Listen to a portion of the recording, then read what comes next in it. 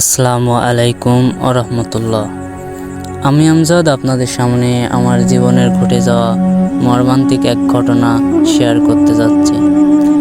2 বছর আগে অর্থাৎ 2024 সালের এক নিঝুম বর্ষা রাতে আমার জীবনে এমন একটি ঘটনা ঘটেছিল যা আমি আজও ভুলতে পারি না। চোখ বন্ধ করলেই সেই রাতের ভয়ানক স্মৃতি আমাকে তাড়া করে বেড়ায়। আমি যখন আমাদের গ্রামের এক ধনী ব্যবসায়ীর খামারে নৈশ প্রহরীর কাজ করতাম, মানে রাতের প্রহরী বোঝায় আর কি। খামারটির ঠিক পাশেই ছিল গ্রামের 100 বছরের পুরনো এক বিশাল গোরস্থান। সেদিন ছিল অমাবস্যার রাত, হয়তো অনেক অন্ধকার ছিল চারদিকে ঘুটঘুটে। সন্ধ্যার পর থেকেই শুরু হয়েছিল মুষলধারে বৃষ্টি। রাত যখন আনুমানিক 12টা কি 1টা হবে, বৃষ্টির বেগ কিছুটা কমলে আমি আমার টর্চ লাইট আর লাঠিটা হাতে নিয়ে খামার পাহারায় বের হলাম। বাতাস ছিল ভীষণ ভারী আর হিমশীতল। গোরস্থানের বড় বড় ছাতিম আর বটগাছগুলো বাতাসে ধাক্কায় এমন এক শব্দ করছিল যা আমার বুকের কাঁপন ধরিয়ে দিচ্ছিল। হঠাৎ করে আমার কানে একটা অদ্ভুত সুর ভেসে এলো। কেউ যেন গোরস্থানের ভেতর বসে গুনগুন করে গান গাইছে। কণ্ঠটি কোনো সাধারণ মানুষের ছিল না, সেটি ছিল একই সাথে অতি গভীর এবং সুরহীন। কৌতূহল আর দায়িত্বের টানে আমি গোরস্থানের ভাঙা দেওয়ালের দিকে এগিয়ে গেলাম। দেয়ালের কাছে গিয়ে যখন আমি টর্চের আলো মারলাম, তখন যা দেখলাম তাতে আমার বুকের রক্ত হিম হয়ে গেল। একটি সদ্য ঘোড়া কবরের পাশে পিঠ ফিরিয়ে বসে আছে, এক দীর্ঘ অবয়ব।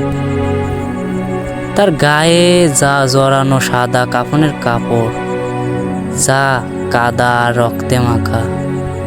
আমি ভয়ে কাঁপতে কাঁপতে কোনো মতে চিৎকার করে জানতে চাইলাম যে কে কে কে ওইখানে। আমার প্রশ্ন শেষ হতেই অবয়বটি ধীর গতিতে আমার দিকে ঘুরল। টর্চের আবছা আলোয় আমি যা দেখলাম তার জন্য আমি মোটেও প্রস্তুত ছিলাম না। লোকটার কোনো মুখ ছিল না, চোখ বা নাক ঠোঁটের জায়গা ছিল না, কেবল মসৃণ কালচে কামড়া, মানে চামড়া একদম কালচে। কিন্তু আমি স্পষ্ট শুনতে পেলাম সেই অবয়বটির মুখ ছাড়াই ফিসফিস করে আমাকে বলল, আমজাদ, আমার ঘাড়টা একটু ঠিক করে দেবে। ভয়ে আমার হাত থেকে টর্চটা পড়ে গেল। আমি উঠতে ঘুরে খামারের দিকে মরণ প্রাণে দৌড় দিলাম। কিন্তু আমি যতই দৌড়াচ্ছি মনে হচ্ছে গোরস্থানের পথ যেন শেষই হচ্ছে না। চারপাশে চেনা গাছগুলো যেন জীবন্ত হয়ে আমাকে চারদিক থেকে ঘিরে ধরেছিল। আমার মনে হচ্ছিল পায়ের নিচে নরম মাটি ধসে যাচ্ছে, যেন শত শত অদৃশ্য হাত মাটির নিচ থেকে হঠাৎ করে টেনে ধরছে আমাকে। হঠাৎ অনুভব করলাম আমার ঠিক পেছনেই কেউ একজন ভারী নিঃশ্বাস ফেলছে। বাতাসের ঠান্ডা স্পর্শ আমার ঘাড়ে এসে লাগছিল। আমি সাহস করে একবার পেছনে তাকাতেই দেখলাম সেই মুখহীন অবয়বটি শূন্যে ভাসছে। ভাসতে ভাসতে আমার ঠিক 1 হাত দূরত্বে চলে এসেছে। তার দীর্ঘ নখযুক্ত হাত দুটো আমার গলার দিকে এগিয়ে আসছিল। আমি আমার নিজের সবটুকু শক্তি দিয়ে একটা শেষ চিৎকার করে জ্ঞান হারিয়ে মাটিতে পড়ে গেলাম।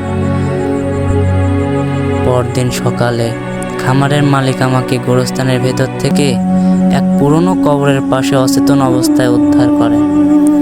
আমার সারা রাত গায়ে ছিল কাটাঝোড়া আঁচড় এবং জামা ছেঁড়া কাপড় ছিল কাদায় মাখা।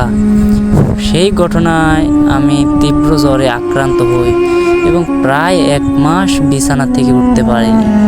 আমি রাতের বেলায় সেই চাকরিটা চিরতরে ছেড়ে দিয়ে আজও আমি একা অন্ধকারে গোরস্থানের পাশ দিয়ে হাঁটতে ভয় পায়। তো এই ছিল ঘটনা, আশা করছি ভালো লাগবে।